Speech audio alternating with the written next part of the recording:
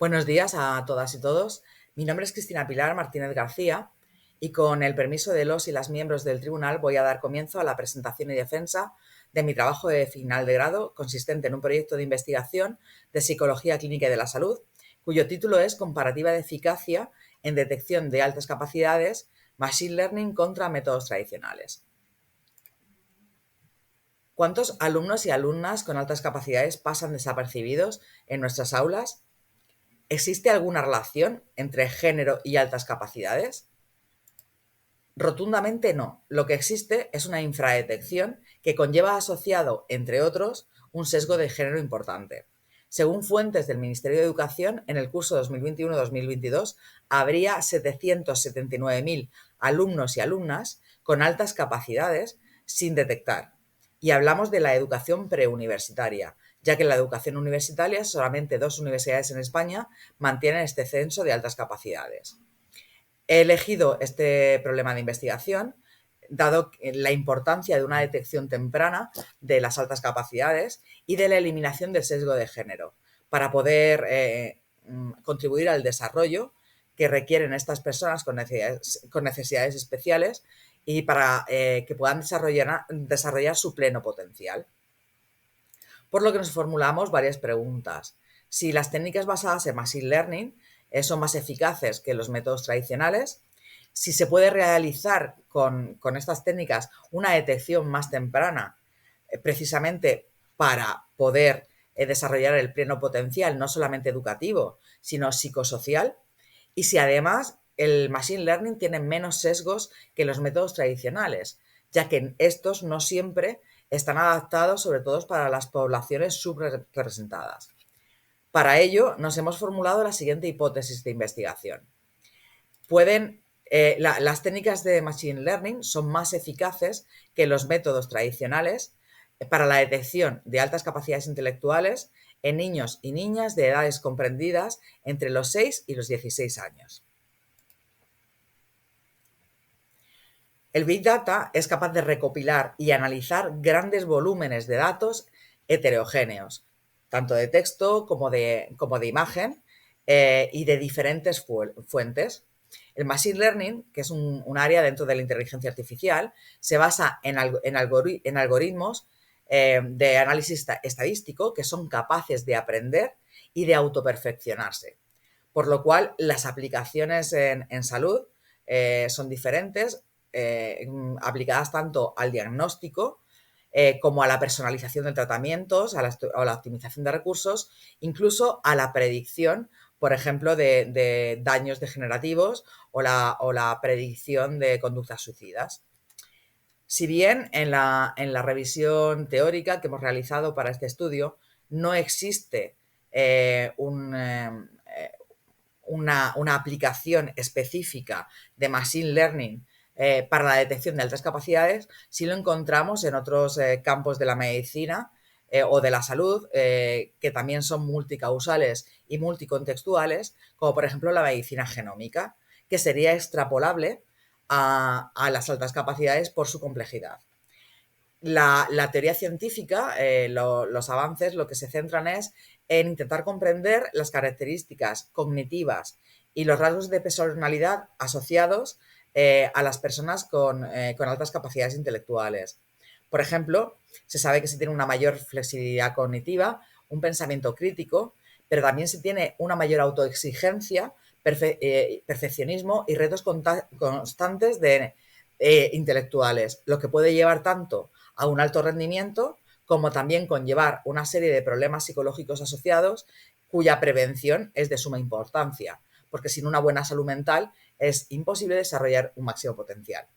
Pero además la detección es muy compleja, puesto que algunas características de esta condición son muy similares o iguales con trastornos, por ejemplo, de la personalidad, conllevan desregulación afectiva y en muchos casos además existen comorbilidades, como por ejemplo el trastorno del espectro autista o el trastorno de déficit de atención. Con lo cual a veces se solapan y otras se confunden, que es lo que llamamos doble excepcionalidad o múltiple excepcionalidad. El método que hemos seguido para esta investigación, hay primero una fase previa necesaria en la que no me voy a extender a explicarla, puesto que no entra dentro de este estudio, pero si cualquiera de ustedes tuviera cualquier cuestión dentro de mis conocimientos, se las responderé con gusto. Ese sería el entrenamiento de máquina, es decir, la creación de ese algoritmo del que hablábamos para detectar las altas capacidades con unos datos de entrenamiento que luego someteríamos a prueba en nuestro estudio. Tampoco existe un protocolo de detección de altas capacidades estandarizados, por lo cual hemos creado un gold estándar de detección basado en los test psicométricos y en los autocuestionarios, que son los métodos tradicionales más utilizados, consistentes en un cociente intelectual total igual o superior a 130 en el WISC 5 y un percentil igual o superior a 85 en uno o varios índices tanto primarios como secundarios, así como un percentil igual o superior a 75 en el test de Raven, en el test de Stroop y en el test de creatividad de Torrance.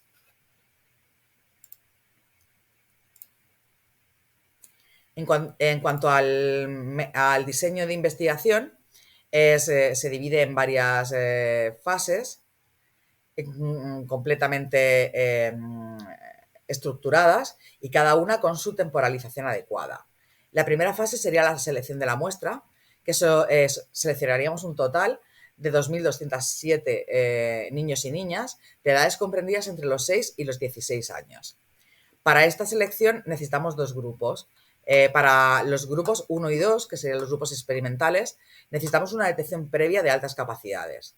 Y para el grupo de control lo necesitaríamos sin que hayan sido evaluados de altas capacidades. Ese sería el criterio de inclusión. Para la selección de los niños y niñas con altas capacidades, aplicaríamos nuestro gold estándar. Tras tener su consentimiento informado, pasaríamos a la fase 2, que sería la división de grupos aleatorizados estratificados para asegurar la validez del estudio. Como ya he dicho, el grupo 1 y el grupo 2 serían con altas capacidades. Uno de ellos, su detección se haría a través de Machine Learning, y otro se haría a través de métodos tradicionales, y el grupo de control se haría a través de ambos grupos, de ambos métodos. Dentro de cada grupo estratificaríamos en tres estratos de edad y en 2 estratos de género para asegurar la representatividad. Posteriormente, la recogida de datos, no solamente incluiríamos el gold estándar que hemos dicho, también incluiríamos otros test y autocuestionarios muy utilizados como el VSCAS, el NeoPeer, que se utilizan en diferentes sitios para comprobar tanto rasgos de personalidad asociados como otros rasgos cognitivos propios de estas personas. Además, recogeríamos las calificaciones académicas y datos médicos relevantes, como por ejemplo si tienen un diagnóstico previo de TEA o de TDA. Esto lo haríamos porque después de comprobar la hipótesis, sería conveniente hacer un análisis exploratorio de los datos para ver si existen relaciones entre variables.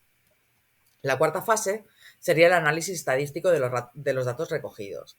El análisis se haría a través del método MANOVA, porque se puede hacer simultáneamente, ver el impacto de una variable independiente en varias variables dependientes simultáneamente. Y además permite saber la correlación entre dichas variables. Obtendríamos medidas de efecto y pruebas de hipótesis. Posteriormente, en el análisis exploratorio de los datos, haríamos un análisis de clasificación para evaluar la precisión, la sensibilidad, la especificidad y el valor predictivo que tienen cada una de las variables. También un análisis de regresión para ver la relación entre las predicciones. Por ejemplo, si existe una relación, que evidentemente ya se ha estudiado y no la existe, entre género y altas capacidades, pero por ejemplo, si existe relación entre las calificaciones académicas y las altas capacidades. Cuando revisión científica que hemos hecho precisamente habla de un alto porcentaje de fracaso escolar de estas personas.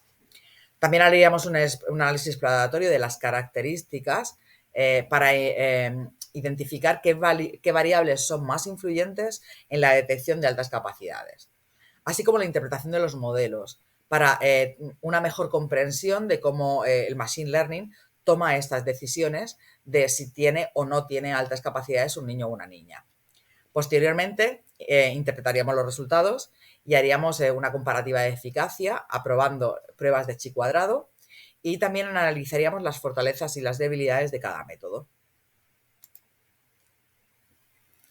Si los resultados validaran la hipótesis, hablaríamos de que la eficacia de la detección de altas capacidades aumentaría tanto cuantitativa como cualitativamente. Se podría dar una identificación temprana, con lo cual se podría también aplicar una personalización de la intervención adaptado a cada niño y niña para que desarrollen su máximo potencial.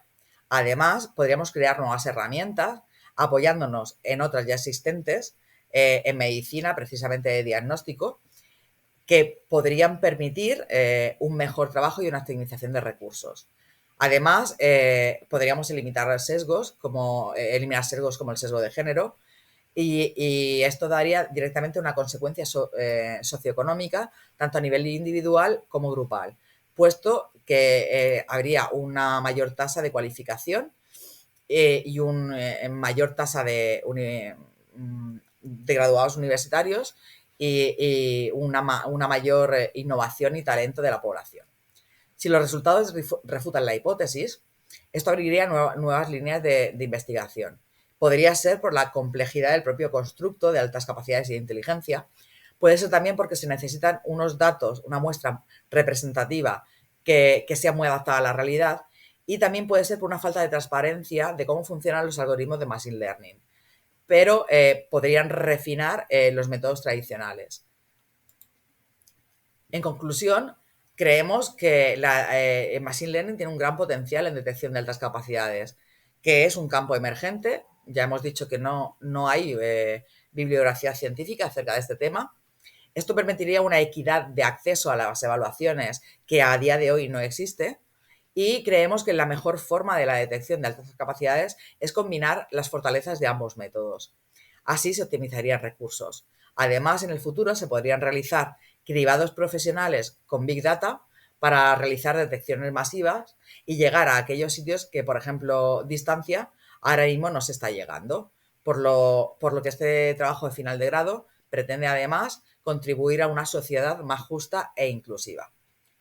No quiero terminar mi presentación sin antes agradecer a todas y cada una de las personas que han contribuido a que se pueda llevar a cabo este estudio y a que lo haya podido finalizar con éxito. Muchísimas gracias y ahora cualquier cuestión o pregunta con gusto se la resolveré dentro de mis conocimientos.